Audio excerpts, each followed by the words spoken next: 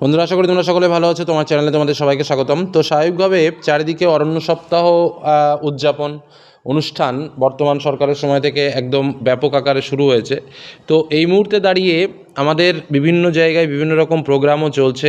তো স্বাভাবিকভাবে বিভিন্ন স্কুলে শুরু হয়েছে কুইজ কম্পিটিশন বা বিভিন্ন অনুষ্ঠান। তো সেই কুইজ কম্পিটিশনের সাপেক্ষে আমি আজ স্পেশালি তোমাদের জন্য কিছু প্রশ্ন এবং উত্তর শেয়ার করছি, যেগুলো এই কুইজ কম্পিটিশন ছাড়াও মনে রাখবে বিভিন্ন পরীক্ষাতেও কাজে লাগতে পারে, বা বিভিন্ন পরীক্ষাতে কিন্তু প্রশ্নরূপে তোমাকে জিজ্ঞাসা করতে পারে, বা এগুলো জেনে রাখলে কিন্তু খুবই উপকার হবে এবং তোমরা তোমাদের ভবিষ্যতে বিভিন্ন চাকরির পরীক্ষা বা অন্যান্য কোনো ক্ষেত্রেও কিন্তু এগুলো কাজে লাগাতে পারো। তো চলো সময় নষ্ট না করে আমরা প্রশ্ন এবং উত্তরগুলো একটু শেয়ার করে রাখি বা জেনে রাখি, যাতে আমাদের ভবিষ্যতে এগুলো আমরা কাজে লাগাতে পারি বা এগুলো আমাদের স্টোরেজ হয়ে থাকে ব্রেনে। তো চলো প্রশ্ন এবং উত্তরগুলো শুরু করা যাক। প্রথম প্রশ্ন, আন্তর্জাতিক অরণ্য দিবস কবে পালিত হয়? উত্তর 21শে মার্চ। কোন সংস্থা আন্তর্জাতিক অরণ্য দিবস পালনের ঘোষণা দেয়? উত্তর রাষ্ট্রপুঞ্জের সাধারণ সভা। কত সালে প্রথম আন্তর্জাতিক অরণ্য দিবস পালিত হয়? 2013 সালে অ্যাকচুয়ালি প্রথম পালিত হয়েছিল, তবে ঘোষণা করা হয়েছিল 2012 সালের 28শে নভেম্বর। আন্তর্জাতিক অরণ্য দিবস পালনের মূল উদ্দেশ্য কী? সব ধরনের অরণ্য বা বনাঞ্চলের গুরুত্ব সম্পর্কে জনসচেতনতা বৃদ্ধি করা। আন্তর্জাতিক অরণ্য দিবসের বার্ষিক থিম বা বিষয়বস্তু কে নির্ধারণ করেন? উত্তর হচ্ছে কোলাবোরেটিভ পার্টনারশিপ অন ফরেস্ট, অর্থাৎ CPF। বিশ্বের মোট স্থলভাগের কত শতাংশ অরণ্য দ্বারা আবৃত? উত্তর হচ্ছে 31%, তবে এটা মতান্তরে কিন্তু 33% ছিল। একটা কথা আমি এই প্রসঙ্গে বলে রাখি যে মোট অ্যাকচুয়ালি 33% অরণ্য থাকা উচিত, কিন্তু বর্তমানে সেই পার্সেন্টেজ ভারতের ক্ষেত্রে যদি আমি দেখি সেটা 17%-এ কিন্তু এসে দাঁড়িয়েছে। এই তথ্যটা একটু জেনে রাখবে। পৃথিবীর ফুসফুস কাকে বলা হয়? আমাজন রেইন ফরেস্টকে। বিশ্বের সবচেয়ে বড় ম্যানগ্রোভ অরণ্য কোনটি? উত্তর সুন্দরবন। উদ্ভিদ সালোকসংশ্লেষ প্রক্রিয়ায় বায়ুমণ্ডল থেকে কোন গ্যাস শোষণ করে? Carbon dioxide. ওজোন স্তর ক্ষয় রোধে অরণ্যের ভূমিকা কী? অরণ্য বিশ্ব উষ্ণায়ন নিয়ন্ত্রণ করে এবং পরোক্ষভাবে বায়ুমণ্ডলের ভারসাম্য বজায় রাখে। বিশ্বের সবচেয়ে পুরনো বা প্রাচীনতম অরণ্য কোনটি? উত্তর অস্ট্রেলিয়ার ডেনট্রি রেইন ফরেস্ট। খরা ও মরুভূমিকরণ রোধে অরণ্যের প্রধান কাজ কী? গাছের শিকড় মাটিতে ধরে রাখে এবং ভূগর্ভস্থ জলের স্তর বজায় রাখে। বিশ্বের সবচেয়ে উঁচু বৃক্ষ প্রজাতি কোনটি? উত্তর রেডউড, যা ক্যালিফোর্নিয়াতে পাওয়া যায়। কাগজ তৈরির প্রধান কাঁচামাল অরণ্যের কোন উপাদান থেকে আসে? উত্তর বাঁশ ও নরম কাঠের মণ্ড থেকে। জলবায়ু পরিবর্তনের ক্ষতিকর প্রভাব কমাতে অরণ্য কীভাবে সাহায্য করে? কার্বন সিল্ক হিসেবে কাজ করে এবং বিপুল পরিমাণে কার্বন সঞ্চিত রাখার মাধ্যমে। গাছের বয়স নির্ধারণ করার বৈজ্ঞানিক পদ্ধতিকে কী বলা হয়? উত্তর ডেনড্রোক্রোনোলজি, যেটা হচ্ছে গাছের বার্ষিক কাণ্ডের বার্ষিক বলয় গণনা করে। পৃথিবীর মোট জীববৈচিত্র্যের কত শতাংশ অরণ্য বাস করে? উত্তর হচ্ছে 80%। FAO এর পুরো নাম কি? Food and agriculture organisation. পরবর্তী প্রশ্ন, কোন আন্তর্জাতিক চুক্তি জলাভূমি ও তার আশেপাশের বনাঞ্চল সংরক্ষণের সঙ্গে যুক্ত? উত্তর রামসার চুক্তি, যেটা 1971 সালের। সবুজ উদ্ভিদ বায়ুমণ্ডলে কোন গ্যাস ত্যাগ করে? অক্সিজেন, যা আমাদের বাঁচিয়ে রাখে।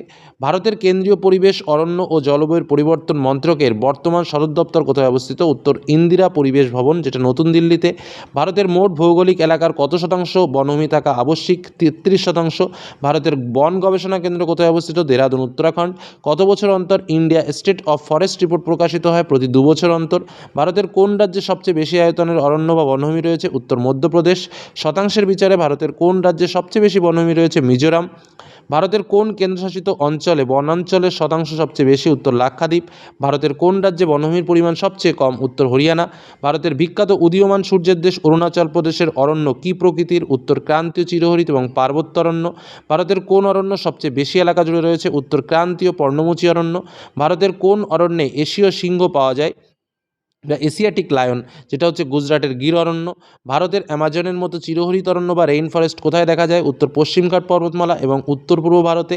ভারতের কোন রাজ্যে সবচেয়ে বেশি ম্যানগ্রোভ অরণ্য রয়েছে? উত্তর পশ্চিমবঙ্গ। হিমালয় পার্বত্য অঞ্চলে কোন ধরনের সরলবর্গীয় বৃক্ষ বেশি দেখা যায়? পাইন, ফার, দেওদার এবং ওক। চন্দন কাঠের অরণ্য ভারতের কোন রাজ্যে সবচেয়ে বেশি দেখা যায়? উত্তর কর্ণাটক ও তামিলনাড়ু। রেড ডেটা বুক কে প্রকাশ করে? এটা হচ্ছে IUCN প্রকাশ করে। এটি কিসের সঙ্গে যুক্ত? উত্তর বিপন্ন উদ্ভিদ ও বন্যপ্রাণীর তালিকার সঙ্গে যুক্ত। ভারতের প্রথম জাতীয় বন নীতি কত সালে ঘোষিত হয়? 1952 সালে। পরবর্তীতে 1968 সালে এটা সংশোধিত হয়েছিল।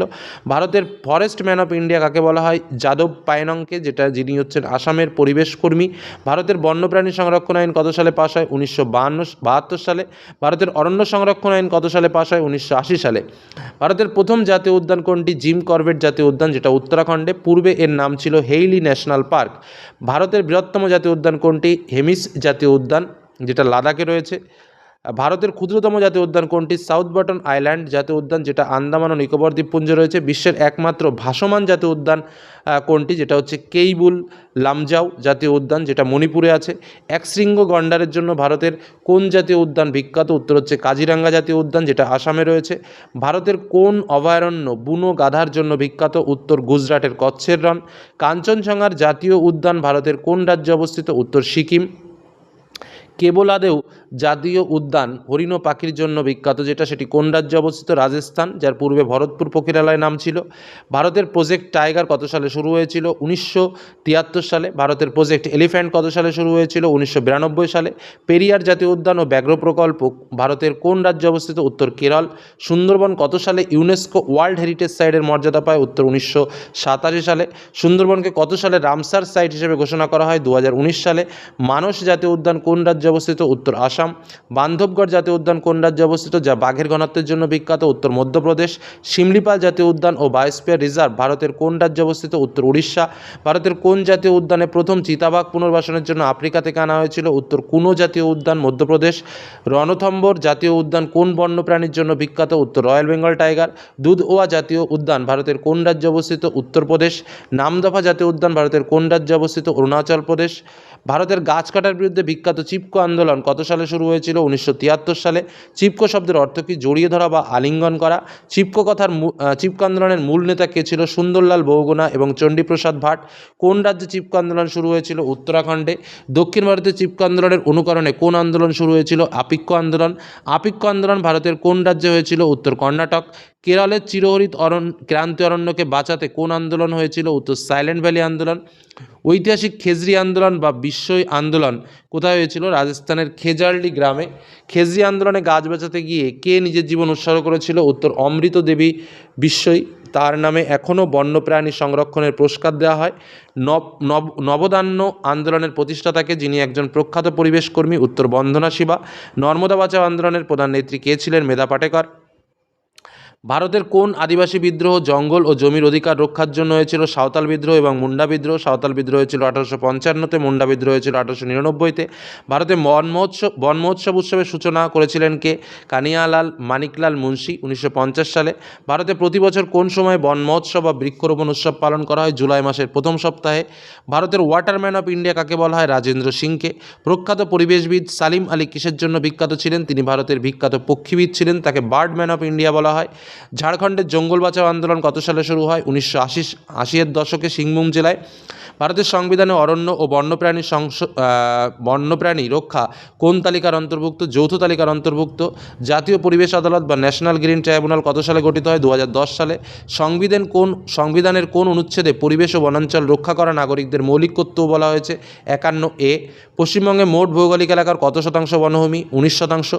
পশ্চিমবঙ্গের একমাত্র আলপাইন বা স্বর্গবর্গীয় অরণ্য কোথায় দেখা যায়? দার্জিলিংয়ের কালিম্পংয়ে।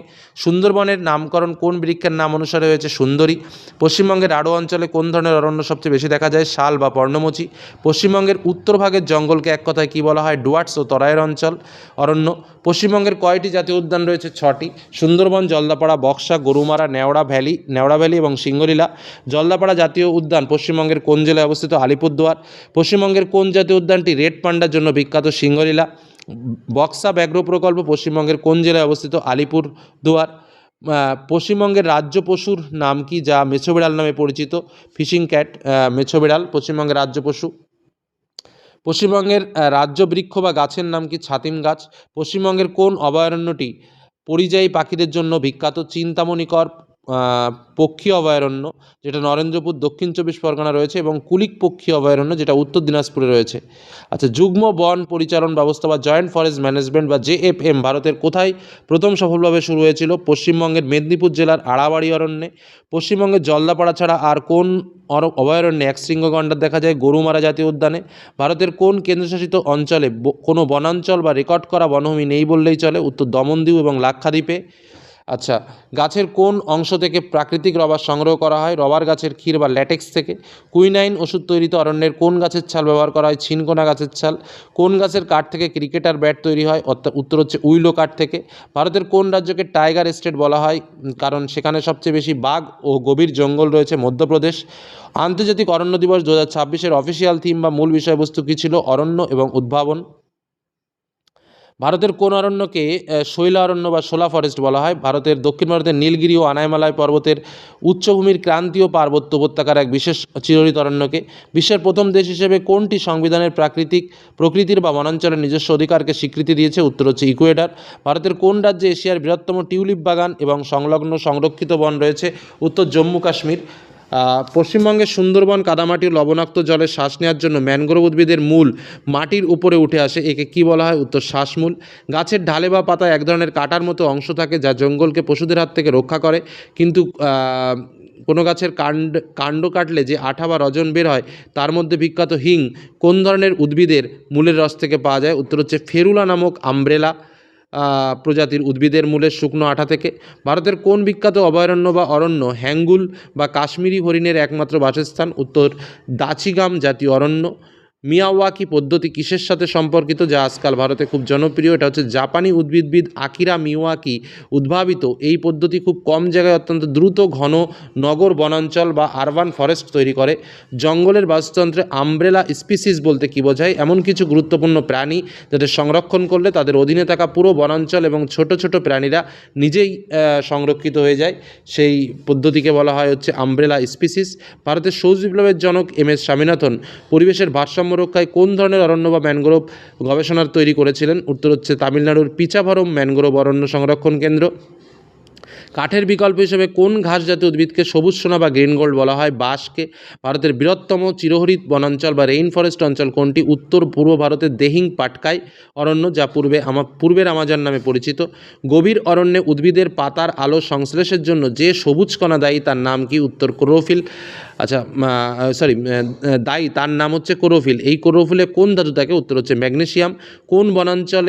কোনো বনাঞ্চলে যখন একটি নির্দিষ্ট প্রজাতির গাছ বা প্রাণী সম্পূর্ণ বিলুপ্ত হয়ে যাওয়ার মুখে পৌঁছায় তখন তাকে সুরক্ষিত করার জন্য IUCN-এর কোন তালিকায় রাখা হয়? ক্রিটিক্যাল এন্ডেঞ্জার্ড বা চরম বিপন্ন তালিকায়।